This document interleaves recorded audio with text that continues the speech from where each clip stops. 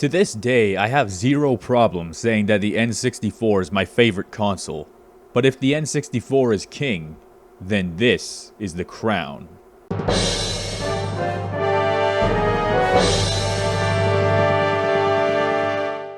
The Tristar 64 is the sugar crisp spout of add-on consoles. You plug it onto the top of the N64, plug it into the RCA input on the N64, and plug the cable to the TV into the Tristar.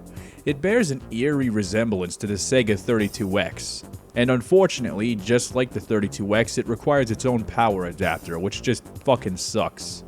So what does the Tristar do? Well, it works with N64 games, but it also plays Super Nintendo and Famicom games. Now, one of the biggest complaints about the N64 was that it only had roughly 300 games, but the Famicom had as many as 1,053 games, and Super Nintendo had roughly 721 games released in North America alone. So the N64 library is now more than 2,000 games. But then you can use the Super Game Boy, which lets you play original Game Boy games, which brings the library up to over 2,500 games. And that's not even the best part. The Tristar is also region-free, which means the library increases even more. Unfortunately, the Famicom part is not region-free. Unless you have one of these, then you can play NES games easily. That's the greatest thing about the Tristar. It's possibly the biggest middle finger to region locking in history, and you know how I feel about region locking. The Tristar also comes with a built-in cheat engine for N64 games. This thing basically has everything. Unfortunately, it doesn't always work, but with an unlicensed add-on, that's something you kinda have to expect. Sometimes this thing literally doesn't even boot up, and even on occasion it doesn't load games or the menu bugs out.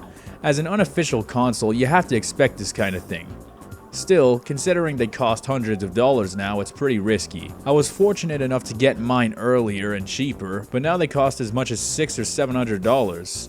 For a console that is as janky as it is, that's a little steep. You could probably take that money and just buy an N64, Super NES, and NES from each region and save yourself the hassle. Of course, that would require voltage converters, a bunch of different controllers, all that shit. Bottom line, the Tristar is immensely convenient and useful.